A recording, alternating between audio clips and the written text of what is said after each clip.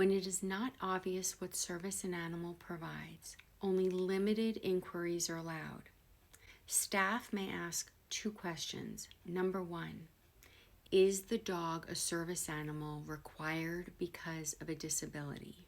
And number 2, what work or task has the dog been trained to perform? It is not asking me what my specific disability is.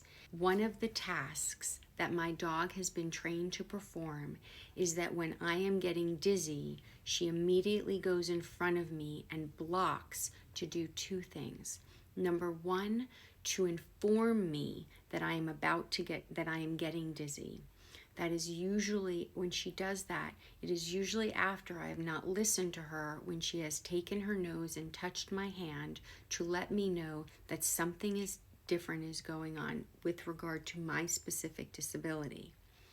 She is also trained to get in front of me so that if I am going to faint or as I'm getting dizzy, I have the ability to have a more comfortable fall, unfortunately, on her versus on the ground. This is not an exhaustive list. The handler only needs to give examples of exactly what that dog was individually trained to do for that handler related to that handler's federally enumerated disability with regard to the Americans with Disabilities Act. Staff cannot ask about the person's disability. They cannot require medical documentation, and that includes any type of tag for the dog. It is outside of the requirements of the law to require any paperwork for that dog with regard to the Americans with Disabilities Act. I am not required to walk around with my medical records because you do not understand the Americans with Disabilities Act. Staff cannot ask about the person's disability. You cannot require medical documentation. You cannot require a special identification card or training documentation for the dog. And you cannot ask that the dog demonstrate its ability to perform the work or task.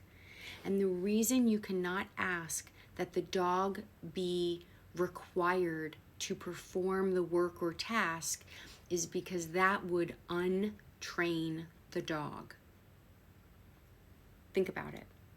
If my dog is trained to step in front of me when I get dizzy in a specific way and take certain actions with regard to my disability, if you, as a staff member of a commercial enterprise, want to know what that training is, you cannot ask for that training because you will be asking for that dog to do an action outside of their training, which will in essence mess with their training because you are having them do a task that is not related to my disability, and therefore I am not required to make that happen for you.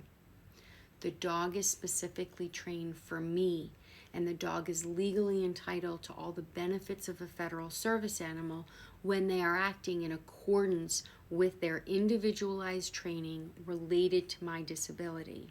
So if you want to see them do a task, it cannot be, I do not have to show you, because you would be untraining my dog. Does that make sense?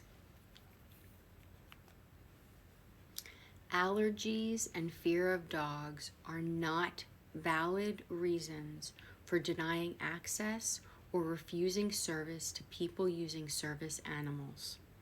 Let's say that again. Allergies and fear of dogs. So somebody else's allergy, somebody else's fear of dogs do not override the law provided to me by the Americans with Disabilities Act regarding my service dog. Allergies and fear of dogs are not valid reasons for denying access or refusing service to people using service animals. When a person who is allergic to dog dander and a person who uses a service animal must spend time in the same room or facility, for example, in a school classroom or a homeless shelter, they both should be accommodated by assigning them, if possible, to different locations within the room or different rooms in the facility. A person with a disability cannot be asked to remove his service animal from the premises unless, number one, the dog is out of control and the handler does not take effective action to control it. Let's just stop there, right? If my dog is out of control, it's not a federal service dog, right? It's not a federal service dog. If my dog is out of control, it is not within my control, which means it is not covered by the Americans with Disabilities Act. So if the dog is out of control and the handler does not take effective action to control it, or two, the dog is not housebroken. So the easiest way, completely clear way for any commercial entity to know when a dog is not allowed in that facility, is not under the purview of the Americans with Disabilities Act, is if that dog pees or poops. A dog that is not housebroken is not and can never be during the non-housebroken time be a federal service dog. Any dog that is not housebroken is not a service dog. Say we go to a restaurant and the dog pees. Anybody in that restaurant can ask me to leave, to take that dog out. That dog is not protected. I am not protected by the Americans with Disabilities Act if that dog goes to the bathroom inside the premises as not being housebroken, because a non-housebroken dog can never be an Americans with Disabilities federal service dog. It's as simple as that. When there is a legitimate reason to ask that a service animal be removed, staff must offer the person with the disability the opportunity to obtain goods or services without the animal's presence. So let's say that again. When there is a legitimate reason to ask that a service animal be removed. So let's really clear, this isn't correct wording. When there is a legitimate reason to ask that an animal be removed because it is proven that it is not a federal service dog, that does not automatically mean that the human being cannot be served, right? Staff can still allow the human the opportunity to buy the services without the service dog. So say, for example, I go to the grocery store and say, for example, Georgia is sick.